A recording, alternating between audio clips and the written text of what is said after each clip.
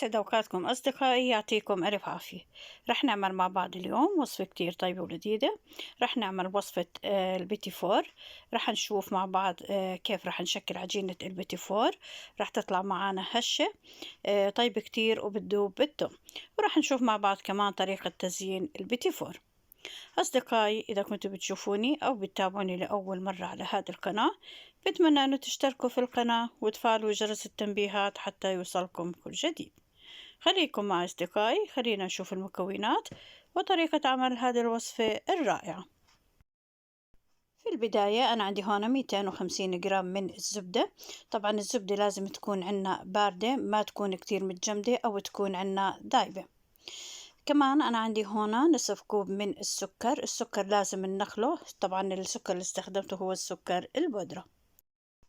وهلا رح نضربهم مع بعض لمدة من 7 ل 8 دقائق لحد ما انه يعطوني قوام كريمي، ولون الخليط راح يصير عندي لون اصفر فاتح جدا.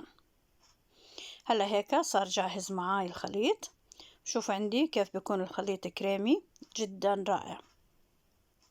الخطوة الثانية أنا عندي هنا راح أضيف البيض، بس أنا عندي هنا البيض لازم إنه يكون بدرجة حرارة الغرفة، ما لازم يكون عندي البيض بارد لحتى إنه ما تفصل معاي الزبدة.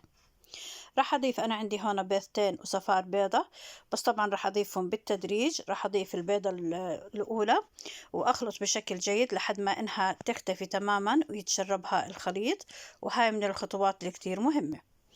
بعد هيك راح نضيف البيضة الثانية وبس تختفي راح أضيف عندي الصفار. وأنا طبعا أضفت عندي هنا كمان ملعقة من الفانيلا. راح نخلطهم بشكل جيد لحد ما أنه يختفي الصفار عندي بشكل تام. وبعد هيك راح نشوف القوام اللي راح يطلع لنا. هذا قوام المواد السائلة اللي استخدمناها. طبعا القوام ما لازم يكون رخو كتير أو سائل أو يكون عنا صلب، قوامه راح يكون كريمي.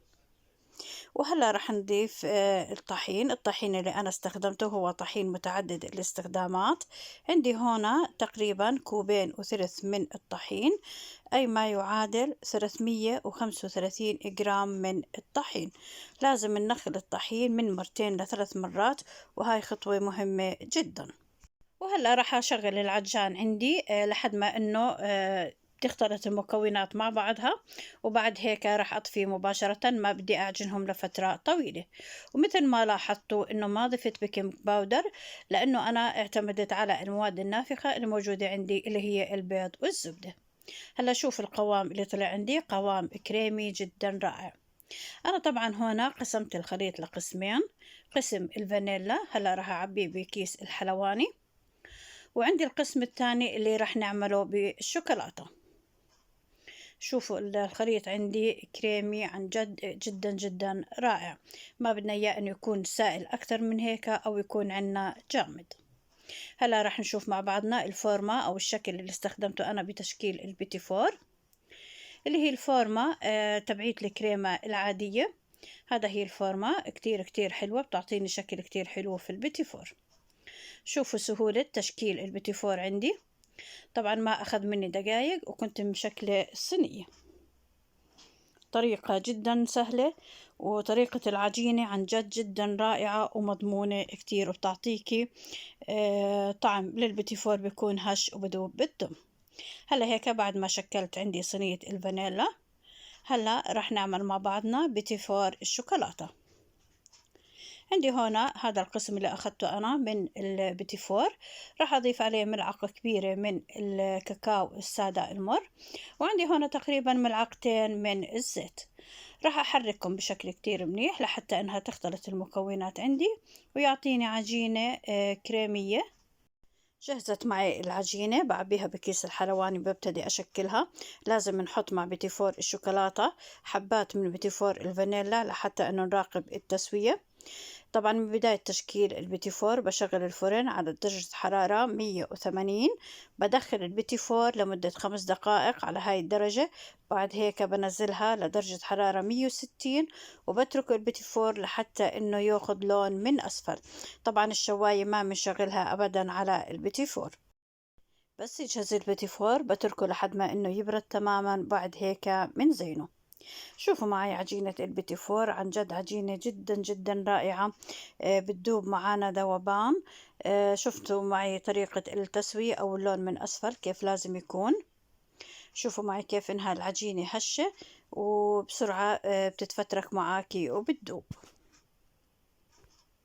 هلا لتزيين البيتي فور أنا عندي هون الفارماسيل، الفستق الحلبي المطحون، عندي هون مبروش جوز الهند والشوكولاتة الدايبة. ولحتى ألزق البيتي فور مع بعضه عندي هون مربى المشمش وعندي كمان الشوكولاتة.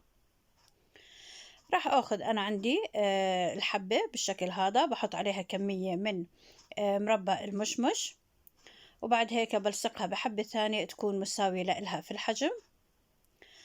بعد هيك أنا غطستهم بالشوكولاتة، وبتختاري بعد هيك الطعم اللي بدك إياه.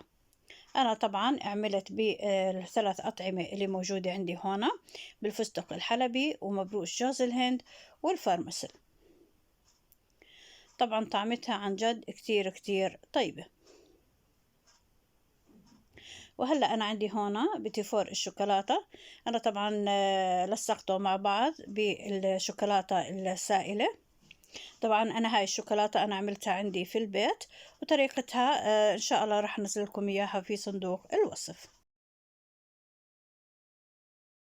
وبنفس الطريقة اللي عملنا فيها بيتي فور الفانيلا راح نغطسها بالشوكولاتة، وبعد هيك راح تختاروا النكهة اللي بتحبوها. طبعا الضيافة كتير طيبة في العيد أو في أي مناسبة بتحبيها. البيتي فور رح نحتفظ فيه بالثلاجة بعلبة تكون مسكرة، لحتى انه نحافظ على قوام البيتي فور، ولحتى انه كمان نحافظ على طعمه، انه ما يتأثر بأي طعم او نكهة تكون موجودة عنا بالثلاجة. العجينة عنا طلعت هشة وبتذوب الثوم، طعمتها جدا جدا رائعة، من أطيب وصفات البيتي فور. بتمنى إنكم تجربوها وإن شاء الله راح تنجح معكم من أول مرة. وبهيك أصدقائي بكون كملت معكم الفيديو. إن شاء الله يا رب تكونوا استفدتوا واستمتعتوا معنا بهذا الفيديو. لا تنسونا أصدقائي من اللايك والشير، تشتركوا في القناة وتفعلوا جرس التنبيهات حتى يوصلكم كل جديد. بترككم بأمان الله.